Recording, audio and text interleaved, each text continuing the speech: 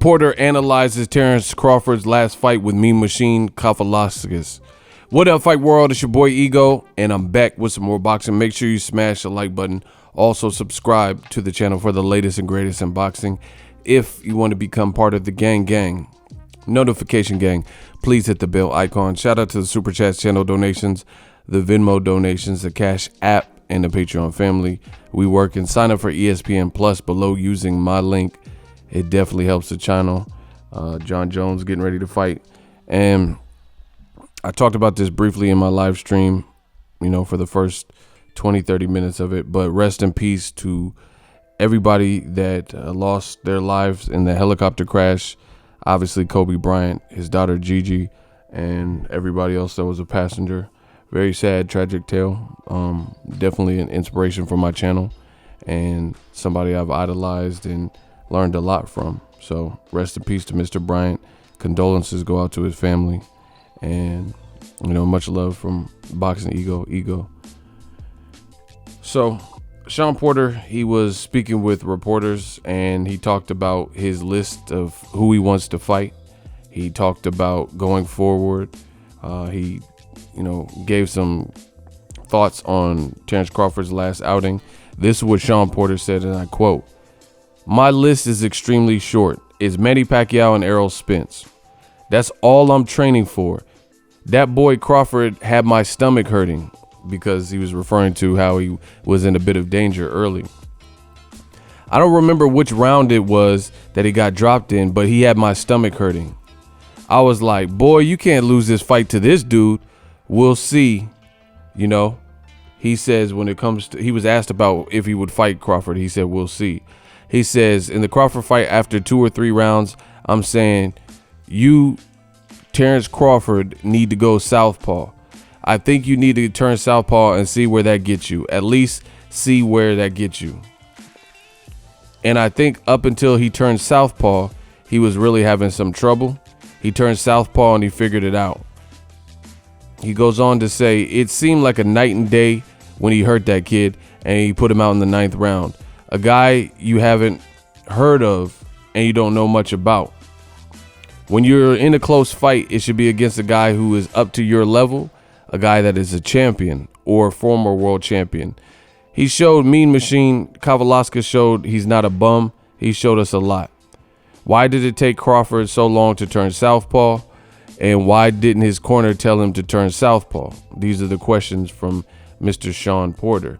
Now, one editor's note, obviously this is not my quote, or this is what Shawn Porter says. "I think he's confusing Terence Crawford's initial stance. He actually has it backwards from my recollection. Terence Crawford actually was a southpaw against Mean Machine. And the trouble was he had to turn orthodox. And as soon as he turned orthodox, that's when he started getting stuff done." So basically the opposite of what Shawn Porter is saying. Egis Kavalauskas, he was very smart and strategic in his fight, and he was landing some good shots when Crawford was a southpaw. From what I remember, it was the opposite of what Shawn Porter's saying. But, no party, no foul, innocent, harmless mistake. But anyway, I'm pretty sure Shawn Porter was in the southpaw stance. That's kind of what he came out with, and that's what he was using, and he wasn't having as much success. But later, he finally got out. This, to me, I felt like Crawford made the fight harder than it needed to be.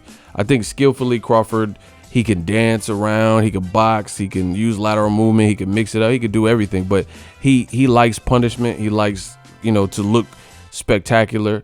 And I think he has to curb that at times. Like, sometimes people knock you down and you can't get some get back immediately. Just be strategic, stick to the game plan, and that kind of thing. So I thought Crawford in this particular fight, it was fun. Like, see, you guys have to understand there's a difference between being a fun and entertaining fight for the fans. This was that. But the problem is, and kind of what Shawn Porter is saying as well, is I could get it if Errol Spence is having a tough war with Shawn Porter, because those guys are considered at the level. You know, when you're doing this with somebody who the public perceives as you're way better than, then that's where it hurts you. Like, for example, Danny Garcia just fought a day or so ago over the weekend. He dominated Ivan Red Cash. I don't even really know how many, if any, rounds you would give to Red Cash. So that's what you're supposed to do in a tune-up style fight to get ready for a bigger fight. When you're Danny Garcia, when you're Shawn Porter, when you're Errol Spence, when you're Terence Crawford, it's those performances where you're seemingly struggling with someone that hasn't really been branded and the world doesn't know. You tend to get more criticism. And I think Crawford has all the tools in the world, but I think it's that dog mentality, and he has to get that in check at times. There's a time and a place for everything. You know, like imagine if you joke a lot and you make people laugh. Maybe that's fun in the break room at work when everyone's on lunch, but in a different setting, like a funeral, it wouldn't be the same thing. Maybe people aren't in the mood to joke. So just like that analogy I just gave, and simile, that's how boxing is. There's a time and a place for everything. There's a time where you may have to show that you are a dog. I think a perfect example was Floyd Mayweather versus Shane Mosley. Shane Mosley hurt him bad, not once, but twice in the second round. Floyd put on the high guard and started walking Shane Mosley down after he recouped and clinched, you know, and he had to get some respect back, but he did it in a very smart way. Crawford, I don't think he showed his pure ring IQ, because he stayed in the foolish game plan that wasn't seemingly working, and he was able to do it long enough until he finally felt like switching, and it worked out for him, and then he started to piece up Mean Machine. But if you have the ability to seamlessly switch from orthodox to southpaw, vice versa, I think why not make the change earlier? I think this was a mental tug of war that Crawford was having with Mean Machine, and he wanted to break him down, and he didn't want to concede because he's so competitive. He didn't want to concede in the idea that, hey, you made me immediately change to a different position. But I don't think that's smart, because who cares? If you beat someone's ass, you beat their ass. You know what I'm saying? So it doesn't matter if Mean Machine, quote unquote, broke Terence Crawford out of the southpaw standpoint. The fact that you have this Dr. Jekyll and Mr. Hyde type of style where you're just as effective in your right hand stance, just as powerful in your southpaw stance, that makes you an ultimate weapon. So it's still like you're winning the fight if you fight smart. You get what I'm saying? And I think Crawford didn't have to go through any struggle had he boxed open Mean Machine up a little bit, but he almost fought like kind of like Tim Bradley versus Ruslan Provodnikov, but he wasn't made to pay quite that bad. Like I don't think he had a concussion or anything like that. But it wasn't smart for a person that I have as pound for pound number one. You know, it made for a fun fight, yes, but I think Crawford could have just made minor tweaks, and it would have been smooth sailing, and it would have made your performance one-sided and more spectacular, as opposed to looking like you're on the same level as this guy when you're really not. You don't really fight down to somebody's level. He's at the highest of levels, elite level, so that's what people expect from a Crawford. You know, if he was Ruslan Provodnikov, okay, then I would just accept what it was, because Ruslan ain't got no defense. He don't have the overall skills. He's more of an offensive guy. Crawford, I hold him to a higher standard because I know what he's capable of. You know what I mean?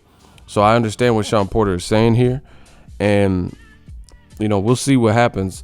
Crawford he really needs an opponent that can make for a fight that the fans want to see, and it's going to be hard for Top Rank unless, you know, Crawford's best bet is if Fury versus Wilder 2 goes well, and then they can open the doors to and break the levees, you know, and do business with Al Heyman. But outside of that, it's going to be tough. You look at Bess Putin, that was someone who was rumored to fight Crawford. He just failed a drug test, so we don't know how long he's out, how long he's down.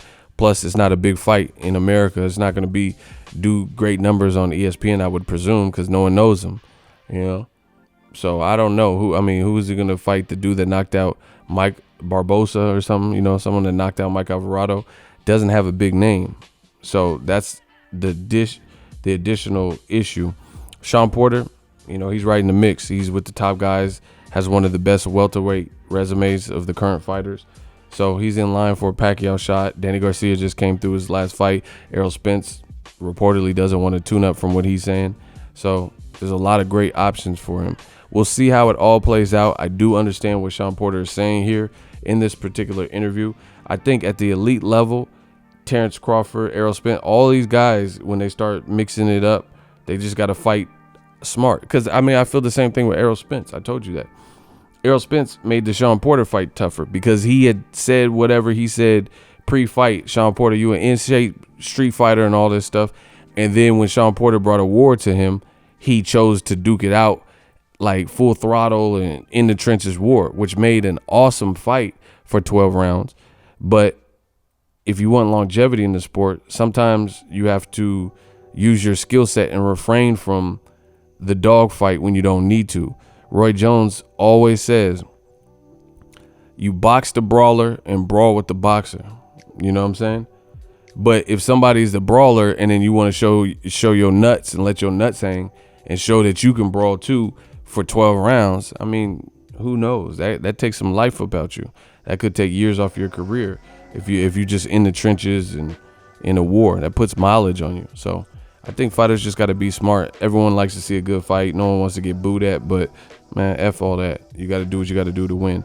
Let me know what you guys think is next for Crawford, Shawn Porter. Drop your thoughts in the comment section. Rest in peace, Black Mamba. We working. Marathon continues. And the Mamba mindset, the Mamba mentality will continue on this channel. I learned a lot from him. Drop your thoughts in the comment section. If you love what I'm doing, smash the like button as always. Hate, comment, and subscribe. Till next video is Ego, signing off. So if you enjoyed this video and want more content like this on the channel, you can show your appreciation by going to the PayPal donate button or the YouTube support button. And you can donate any amount that you feel is equivalent to the value of this video. Much more to come. Thank you guys for your support. Boxing Ego, the future of boxing.